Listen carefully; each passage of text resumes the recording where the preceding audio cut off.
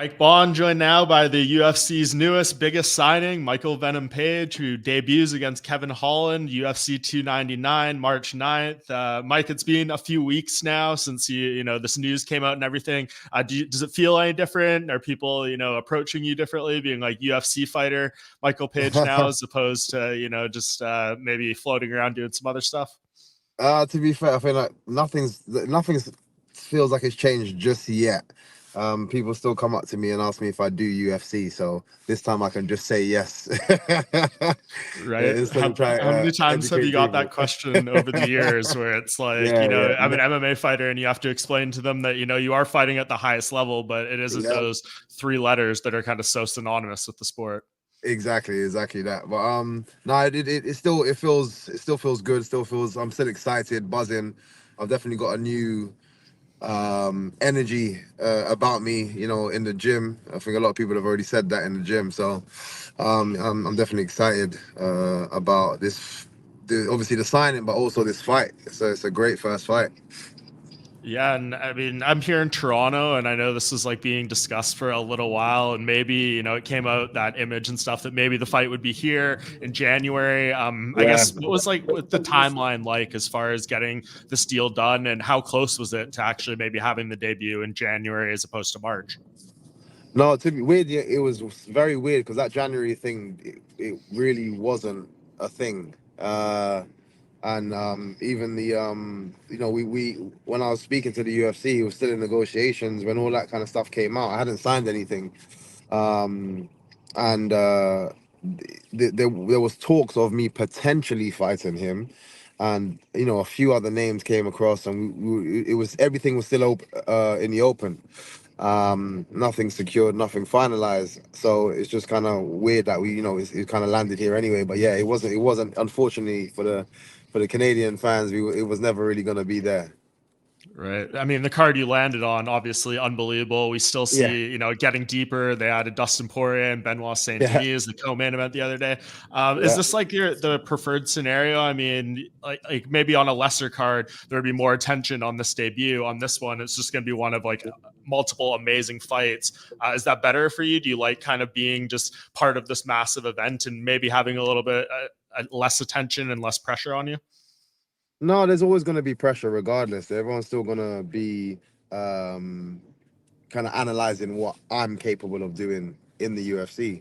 So it's not something that doesn't disappear just because it's a big card. I prefer to be on the biggest cards because I want to let people know that I'm supposed to be there. I'm not only supposed to be there, I'm supposed to be the main guy on the main card, and that will come soon. So, yeah, I'm excited about being on this one.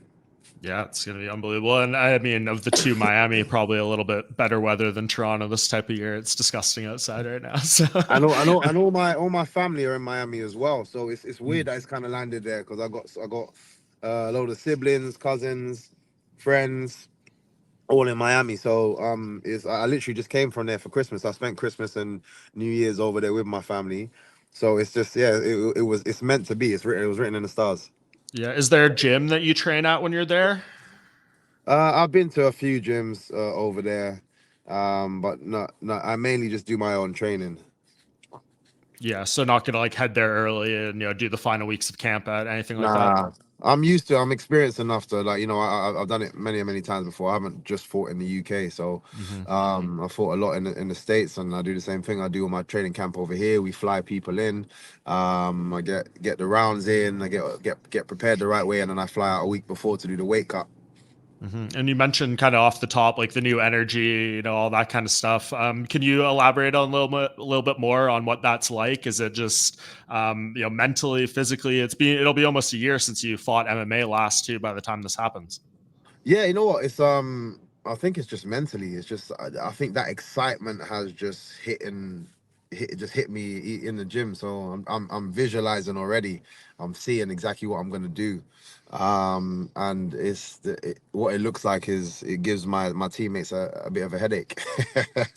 That's all it is. Yeah, that's funny. And I mean, like for this fight in particular, what did you like about the Kevin Holland matchup? I mean, people are already kind of comparing this maybe a little bit to the Wonder Boy fight, and we saw what happened. Like him and Wonder Boy basically had a Hmm. agreement to not take the fight to the ground. Are you Yeah. expecting something similar with that, or are you just being like, hey, we're bringing all our MMA skills to this one, let the best man win an overall MMA fight? Obviously, watching that fight as well, I'm a fan of both of these guys. Um, I know for a fact Kevin Holland is not gonna want to do that agreement again after the whooping that he took against Stephen Wonderboy Thompson, and I see myself as the faster, harder hitting, just more dangerous version of a Wonderboy Thompson. So he's definitely not going to want to do that again. I'm happy to take that deal. If he wants to shake my hand and do that, then we can do that. But I don't believe he's going to want to. He's going to want to utilize as much as possible to deal with me. Yeah, I mean, on your end, I don't think you're going to be shooting for many takedowns, or at least I wouldn't imagine it. So I guess it's more on him to decide what he wants to do in there. Yeah, and mate, anybody that tries to shoot for my legs, there's a knee that's right there, just triggering, waiting for that person to do that. So, and we've seen the damage with that can do. So it's up to him. Yeah. And, I mean, just to be able to finally be here and do this, like we've done, I don't know how many interviews over the years talking about Bellator. When you were nearing the end of the contracts a few times, it was like maybe what's going to happen here. You ended up staying a few times, like all things that were part of the journey here. But to finally be here and do this, like I guess how mentally prepared for you are this moment, physically prepared, has all these years kind of groomed you for this stage? And were you always thinking that you were going to be here at one point in time? Yeah, I've always liked to think that I would have been able to, touch the UFC at least once in my career. But it was never a guarantee. I'm thankful that, I've been given this opportunity because I think it's definitely going to be great. You're going to see, and like I said, it added motivation for me. You're just going to see a completely different MVP in the cage. It's going to be, yeah, it's going to be wild. Like I said, the already new energy that I'm bringing to the gym is definitely it's gonna pay off in the end for the end result when I'm in the cage. So I'm just seriously anybody that knows me and has followed my career thus far, you just know that this is gonna be a big start. Yeah, Scott Coker sent you that really nice message. I don't know if you saw it, kind of about your Yeah, yeah. signing. I know there's been some turbulent moments with the Bellator brass over the years, but to see that from him, did that mean anything to you? How much did you appreciate that? Oh, I appreciate that massively. He's a person that we speak. He gave me a call, and I spoke to him afterwards as well. And it was just nice that he put that out publicly. And regardless, I think all relationships have rocky roads. But that's just part of being in a relationship. People, siblings, father and son, mother and daughters. We all go through it for whatever reason. It's a relationship. It's not supposed to be smooth. But I appreciate massively the time that I've spent, the memories that I've created at Bellator, and I wouldn't change anything. I think it's all aligned and it's all supposed to be and worked out this way. And Scott Coker has been a fan as he said. Yeah, and I mean the timing, I guess, of this move lined up perfectly. Like, we'll see what Bellator turns out to be in the future with what PFL does with it. But as Yeah. of like the true iteration of Bellator, you end it with a tied for the most knockouts in Bellator history, and obviously an incredible highlight reel. To bring that over to the UFC, and I know we've talked about this in the Massive. past. Like, you're not necessarily trying to do these spectacular things. That's just who you Yeah. are and kind of your Yeah. natural fighting style. But there's going to be all these expectations, right? People are going to talk about all those highlight reel knockouts and point to the records and things like that. Yeah. With this first performance, is there like a degree of, I don't want to say pressure again because we used that word earlier, but do you put your own expectations to deliver something special or live up to that name and that resume you put together so far against Kevin Holland? Yeah, you know what? Yes, but I always want to, but that's just because of who I am to myself. I like to put that like train to be able to pull off these type of things. So I don't the pressure from everybody else is irrelevant to me. I put that pressure on myself. I want to be a highlight reel KO artist. I want to then keep up in the level and keep the one up in myself. That just for me, just make like it just keeps it helps me to grow as a fighter and grow as a mixed martial arts artist that I am. So yeah, I don't nobody else can pressure me because I put too much on myself anyway. But it is at the same time, I know my style by itself without even adding any of the KOs and anything in there is super entertaining for everybody to watch. So I don't even let's say I didn't even finish him. It's you're gonna see some crazy kicks, you're gonna see some crazy punches, you're gonna see some crazy interactions, my hand's still gonna get raised. How much do you kind of envision the fight night? Like, this is going to be a little bit of a different fight week than what you've experienced. I know you've gone through a lot, boxing, BKFC, Bellator. You're a veteran at this point of that stuff, but do you think Yeah. it's going to be anything that might you have to temper emotions, whether it's in the fight week, the walkout to the UFC in front of that crazy crowd, or in the fight itself? Or do you think once you're in there, it's all going to wash away and feel normal? It's all the same to me. I started fighting kickboxing on matted areas in sports halls. As you say, I've been in boxing rings and the build up they do for the boxing rings. I've been in a BKFC, bare knuckle fighting and the preparation that they do. And from what I hear, the UFC are going to be 10 times more organized because they're just so much, they're just so good and so experienced at this thing. It's gonna make it 10 times easier. I'm a very chill, relaxed person, especially when it comes to fight week. So it just means I get to enjoy fight week that much more. And even like seeing the weigh-ins and stuff, that's probably gonna give me that added bit of energy and added bit of just excitement that I need. I always use to go into the cage and pull off some big stuff. Yeah, and speaking of that big stuff, I mean, Kevin Holland has never been knocked out. His one TKO loss on his record was the corner stoppage against Wonderboy. When you look at his game, do you feel like you can be the first one to truly finish him with strikes, or do you think his durability and all that stuff might make it tricky and might make it a 3 round fight, as you alluded to as a possibility? Yeah, it's funny because everyone said the same thing to me when I fought Derek Anderson. They said exactly the same thing. Derek Anderson's never been stopped, and the first, am I going to be able to do that? And I broke his face. So that's all I really have to say to that. I just know what I can do. So, like I said, even if it does go the distance, he's going to be a hot mess. Yeah, and the timing of this fight is great too, right? Like, it seems like Leon Edwards might defend his title in April at 300. There's some big Yeah. fights at welterweight in February, on this card in March. Do you feel like you go in here? What kind of, I guess, impression on the division, on the rankings, can you make with the type of win over Kevin Holland you want, as far as putting yourself into that title conversation at least? Well, this is what I'm talking about. I think a lot of people. That's why I say a lot of people are watching anyway, regardless of where I am on the card. If they put me in the first fight of the night, there's still a lot of eyes, a lot of people watching. There's a lot of people waiting to see if I can answer that question. And when I do, and if I do answer it in that way, it puts me immediately at the top. The same when I had these meetings about coming to the UFC, they asked me, what kind of fights are you looking for? And I said, I want to be at the top. I'm not in, I don't want to be here a long time.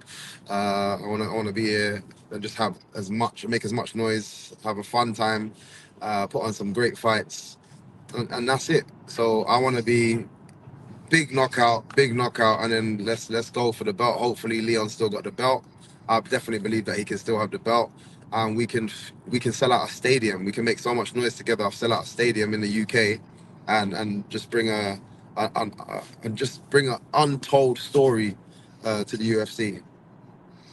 Do people maybe not around the world maybe not grasp like how big a fight between you and Leon could be in the UK? Like, I know sometimes outside of the countries themselves, it's hard to understand how much fighters are appreciated within their local region.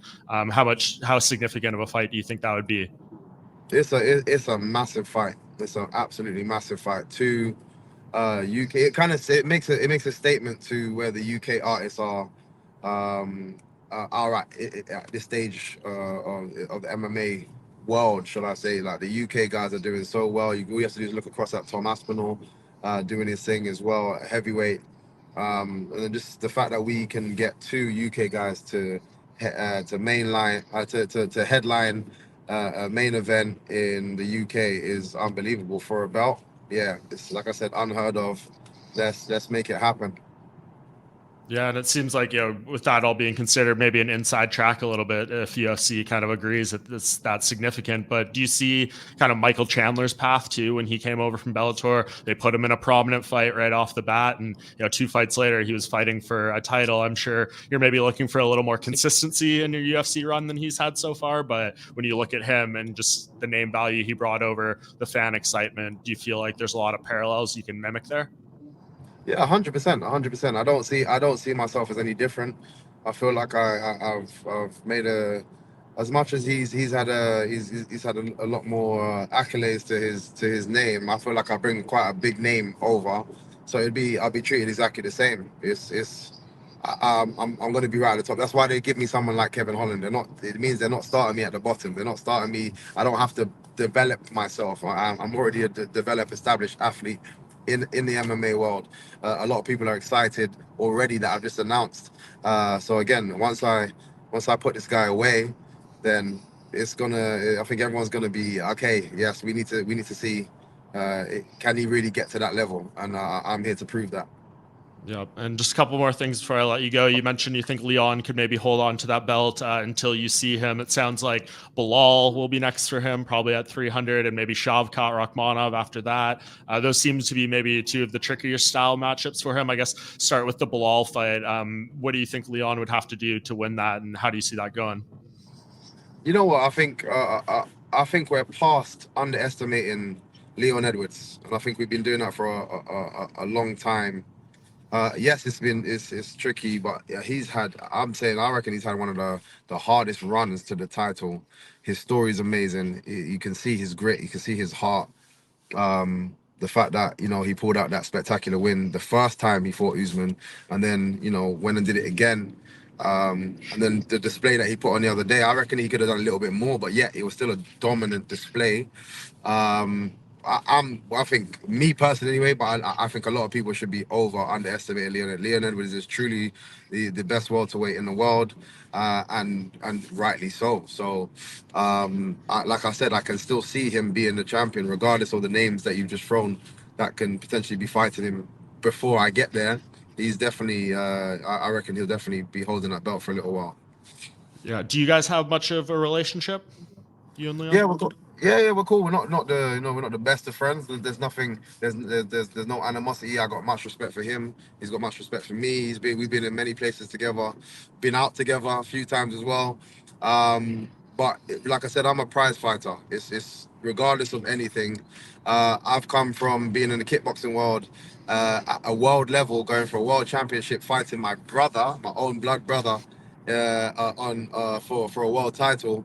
I have no problems fighting friends if Yeah. I can fight my family. So we're cool. No, we don't have to. We don't even have to sell it like that. I think everyone.